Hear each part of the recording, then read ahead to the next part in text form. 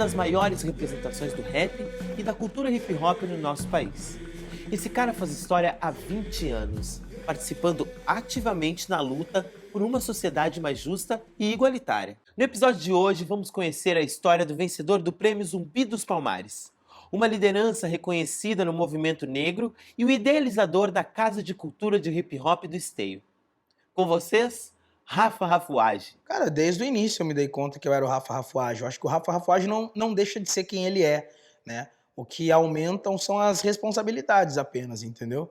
Eu acho que eu lembro daquela frase do Tio Ben do Homem-Aranha, né? Com grandes poderes, grandes responsabilidades. É isso. O que aumentou foram os poderes à medida em que a gente, né, se torna gestor cultural, na medida que a gente se torna, transcende o lado artístico, né? E na medida que a gente é oportunizado também a circular em espaços que proporcionam vivências, proporcionam uma reflexão acerca da vida maior, né? Como o que eu fiz dentro dos presídios, dentro da fase, dentro de outros ambientes também que colocam ali uma reflexão mais aflorada. Eu acho que aí eu pude entender o que era o Rafa Rafuage, né? Ou quem era o Rafa Rafuage. Cara, muita gente acha que o Rafuage tá ligado ao rafuagem, né? De uma expressão que também ela é preconceituosa no estigma que bota, né? Sobre vagabundo, maloqueiragem e tudo que é considerado de ruim, né? Mas o Rafuage, ele nasce de uma junção de dois nomes, na verdade.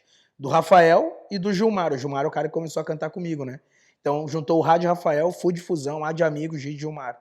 E aí deu o Rafuage, né? O nome, ele transcendeu, assim, também essa junção, né? O nome foi além, assim. Hoje eu vejo o nome do Rafuage como uma possibilidade de transformação. As pessoas ouvem o nome do Rafuage e entendem que ali vai ter alguma coisa que vai ser feito de bom.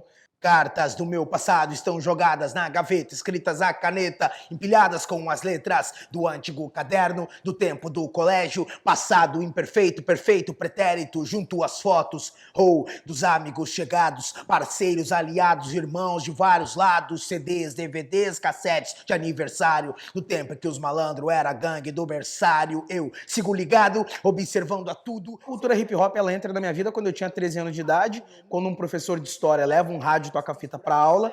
Não era comum, por exemplo, um professor trabalhar a matéria de aula naquela época com música. Normal era o professor sentar ali além escrevendo no quadro, né, e a gente ter que copiar e depois trocar uma ideia no final. Então ele quebra esse sistema, ele rompe com esse ciclo de uma educação hierárquica, né? De que o professor é quem sabe tudo e o educando tá ali simplesmente para aprender. Logo mais a minha mãe ganha um CD de uma rádio comunitária, que chamava Esperança. Traz para casa era uma coletânea com vários músicos e uma das músicas que tinha lá era Doutor Destino, do Da Guedes. Então ali foi a porta de entrada realmente para mim dentro da cultura hip hop.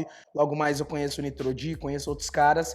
E aí, né, estamos aí até hoje. Realmente a cultura hip hop, que me chama a atenção é a possibilidade de transformação da realidade, né?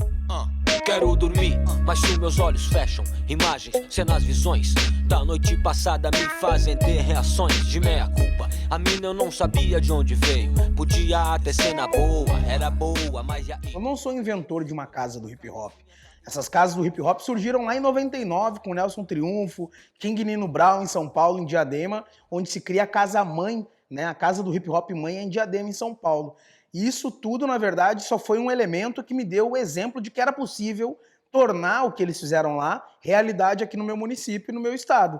Então o que eu tenho feito é buscar os melhores exemplos de políticas públicas adaptado à realidade local e feito com que a nossa comunidade tenha maior dignidade, né, no desenvolver da ação. Então a Casa do Hip Hop, né, ela é uma missão que eu tenho para com a cultura hip hop, que é a cultura que me acolheu quando eu tinha 13 anos de idade. Hoje eu tenho 33, sou prestes a fazer 20 anos de carreira, de trajetória no hip hop.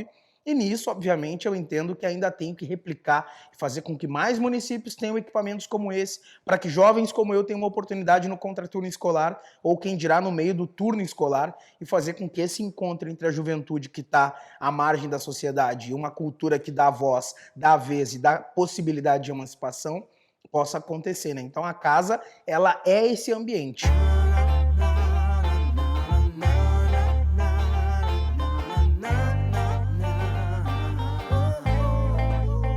O Museu da Cultura Hip Hop do Rio Grande do Sul ele é um espaço de preservação da memória e do patrimônio da cultura hip hop, que ao longo de mais de 40 anos aqui no estado foi constituído.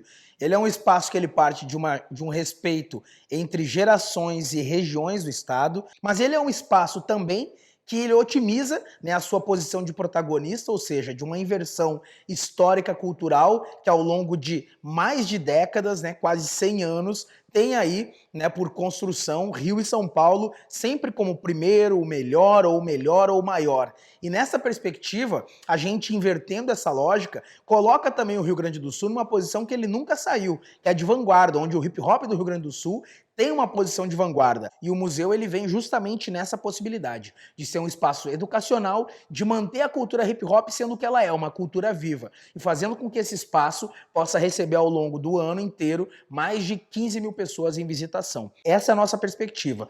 Sem espaço pros coniventes, nos exclui da história inteira, sem tempo a perder. É por Oliveira Silveira, um povo que não tem virtude, escraviza, manipula, humilha, não forma, se esquiva. A verdadeira história que os tiram da pole e da glória, traidores com nomes de rua vivendo até hoje com falsa memória, mais verdade menos mito, porongos dói na alma, querem calma, não os vejo mudando essa porra sentindo esse trauma, contribuindo um Brasil desumano, pra vala vai mais humano igual lanceiros, negros onde o tiro não foi por engano. Povo que não tem virtude acaba por escravizar. Povo que não tem virtude acaba por escravizar. Povo que não tem virtude acaba por escravizar. Informação sem verdade não nos vale de nada.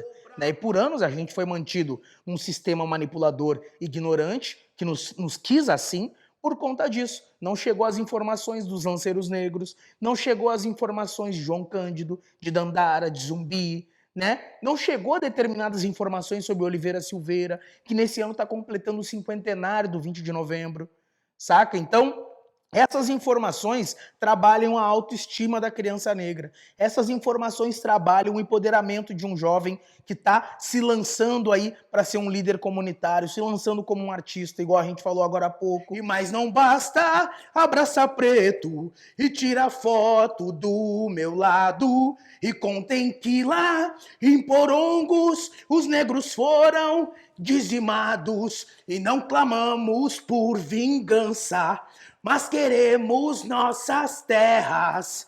E que tenham vergonha e não mascarem a sua guerra. E não mascarem a sua guerra. Que vocês tenham vergonha e não mascarem sua guerra.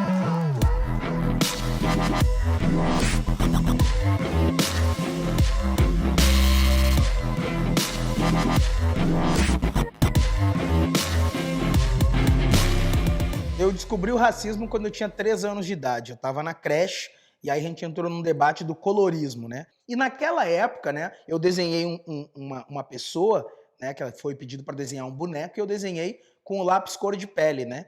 E o cor de pele era o meu lápis cor de pele, né? Não era o lápis salmão que muitas vezes o professor coloca na sala de aula, né? De modo errôneo. E ali eu desenhei de preto e marrom o meu boneco.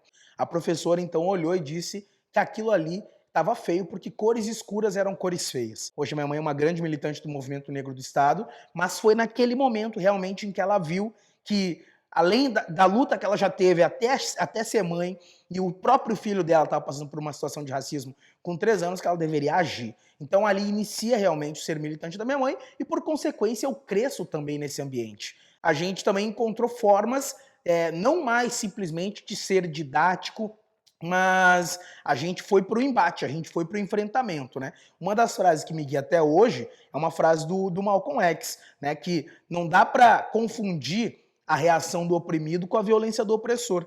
E essa frase ela é como um mantra para mim. E fazendo com que os não negros entendessem que esse lugar, essa posição de combate ao racismo, ela não é só da população preta. Ela é da sociedade como um todo. Realmente inicia num processo da branquitude se reconhecer racista, se colocar realmente numa posição de autocrítica e desconstrução para que numa possibilidade de reconstrução surja um ser antirracista. Né? O meu filho vai pegar essa luta, o meu neto vai pegar essa luta, o meu bisneto ainda vai pegar essa luta.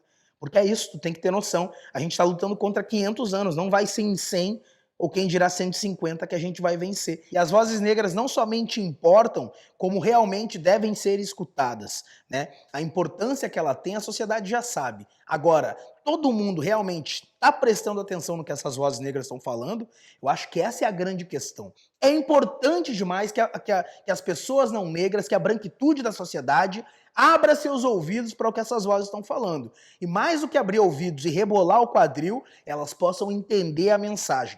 Porque essa mensagem, ela já não paira no ar. Essa mensagem, ela já está dentro da escola. Ela já está no inconsciente ou está no consciente das pessoas. Ela está numa frase numa parede. Está no grafite. Ela está na expressão de rua. Ela está na arte urbana. Ela está dentro da vila. Então, realmente, é importante demais que os não negros se abram para o que essas vozes negras estão dizendo. O que a gente fala não é careta. O que a gente fala não é maluquice ou não é utopia. A gente não trabalha com achismo. A gente trabalha com a realidade, com o modo prático de fazer as coisas. Não esperando mais, mas realmente metendo a mão na massa e fazendo acontecer a transformação que a gente quer. Uma história opressora e que não fala a verdade. E todo 20 de setembro eles escondem a crueldade. E não clamamos por vingança, mas queremos nossas terras. E que tenham vergonha e não mascarem a sua guerra. E não mascarem a sua guerra. Que vocês tenham vergonha, não mascarem sua guerra. E mais não basta abraçar preto e tirar foto do meu lado. E contem que lá em Porongos os negros foram dizimados. E não clamamos por vingança. Financiamento Procultura. Governo do Estado do Rio Grande do Sul. Novas façanhas na cultura.